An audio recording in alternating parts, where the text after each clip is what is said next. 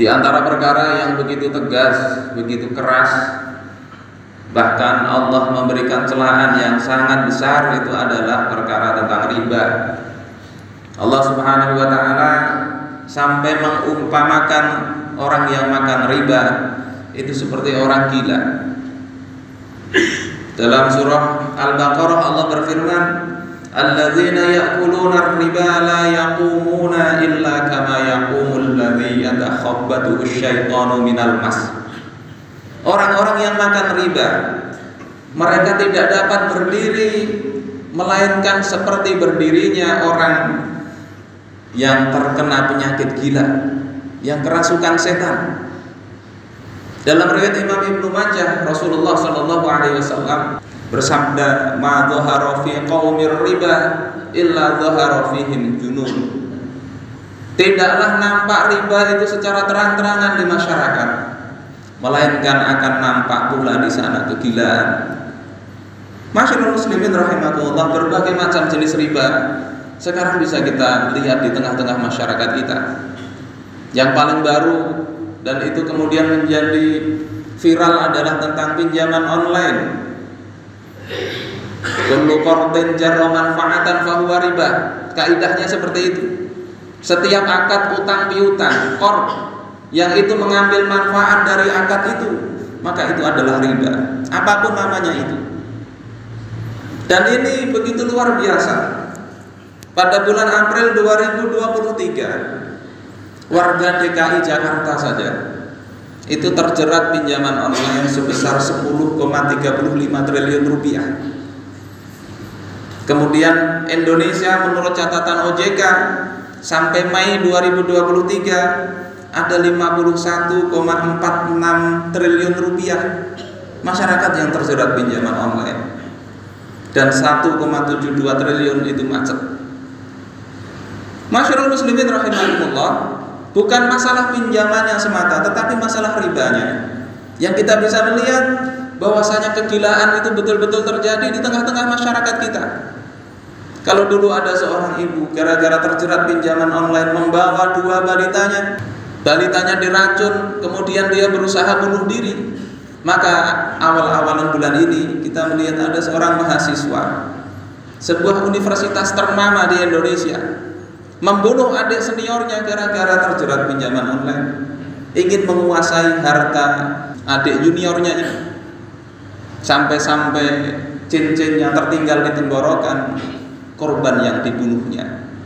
Kenapa ini bisa terjadi? Tidak lain dan tidak bukan hilang akalnya, buntu pikirannya. Padahal sebagai mahasiswa mestinya bisa merancang, kalaupun melakukan pembunuhan yang agak lebih intelek, mungkin bisa dilakukan. Bagaimana tidak terdeteksi di tengah-tengah kehidupan yang canggih seperti ini? Bisa dilakukan. Tetapi itu pembunuhan yang biasa saja. Dia bunuh, dia masukkan ke dalam kantong plastik, dia simpan di bawah ranjang kos-kosan, dia kasih kapur barus. Orang yang berpikir wajar, tidak perlu mahasiswa yakin bahwasanya pembunuhan model begitu akan mudah untuk diketahui. Masyaallah muslimin rahimakumullah, riba membawa kegilaan dalam kehidupan kita.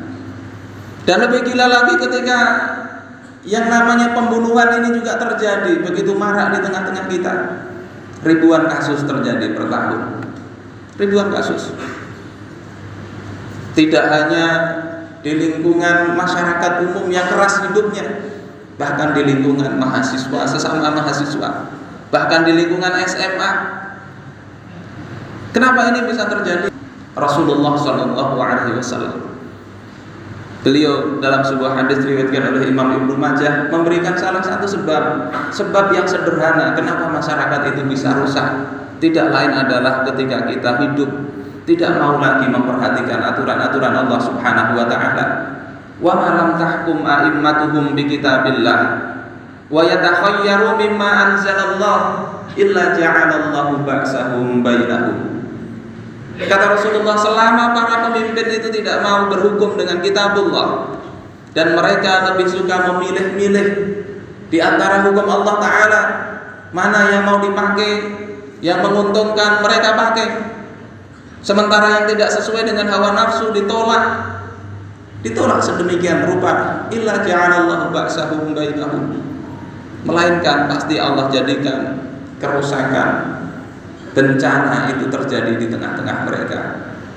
Sementara hukum Allah Subhanahu wa taala, Allah nyatakan dalam sebuah hadis Rasulullah sallallahu alaihi wasallam, beliau bersabda, la haddun yuqamu fil ard khairun li ahliha min ayyum taru arba'ina subahan. Satu hukum Allah Subhanahu wa taala yang ditegakkan di muka bumi itu lebih baik bagi penduduknya daripada mereka selama 40 pagi mendapatkan hujan yang membawa barokah. Yang kedua, hukum Allah Subhanahu wa taala ketika itu diterapkan maka fungsinya dua. Pertama, hukum Allah itu bisa membuat orang takut untuk melakukan kejahatan, membuat orang takut berbuat jahat. Kenapa sekarang pembunuhan marak? Karena begitu mudah membunuh, bahkan berkomplot membunuh seorang petugas negara. Ketika dihukum pun itu masih kemudian bisa mendapatkan diskon besar-besaran, sebagaimana yang kita dengar beberapa waktu kemarin ini. Divonis hukuman mati, dapat diskon yang 20 tahun menjadi 10 tahun. Itu pun nanti terpotong dan terpotong. Sementara hukum Islam ketika diterapkan, Allah Subhanahu wa taala menjadikannya pertama itu sebagai justru jaminan kehidupan kita. Allah berfirman, walakum fil qisasi hayatun ya ulil albab la'allakum tattaqun. Dan sesungguhnya bagi kalian dalam hukum qisas itu ada jaminan kehidupan. Jaminan kehidupan agar kalian itu bertakwa kepada Allah taala. Di Jawa Tengah beberapa waktu yang lalu, seorang anak pembunuh orang tuanya yang baru keluar dari penjara. Beberapa tahun yang lalu juga begitu. Anak kecil bisa melakukan pembunuhan karena balas dendam. Dengan hukum qisas maka tidak akan terjadi seperti itu. Orang akan takut untuk membunuh karena dia tahu bahwasanya pembunuhan akan diganjar dengan hukuman yang setimpal. Yang kedua, hukum Islam itu berfungsi sebagai penebus dosa, sebagai kafarah ketika dijalankan dengan penuh ketaatan. Dalam riwayat Imam Bukhari dari sahabat Ubadah bin Samit, pasca baiat Aqabah kedua, beliau bersabda, faman wafa minkum fa ajruhu 'ala Allah. Siapa yang dia memenuhi janjinya, memenuhi baiatnya, yakni untuk taat kepada Allah taala, maka pahalanya itu ada di sisi Allah taala. Wa man asaba min dzalika syai'an, barang siapa yang melanggar sesuatu pun dari pelanggaran janji itu, melanggar hukum, fa'uqiba fid dunya fa huwa kafaratul lah, kemudian dia diberi sanksi di dunia, maka itu menjadi kafarah, menjadi penebus dosa baginya.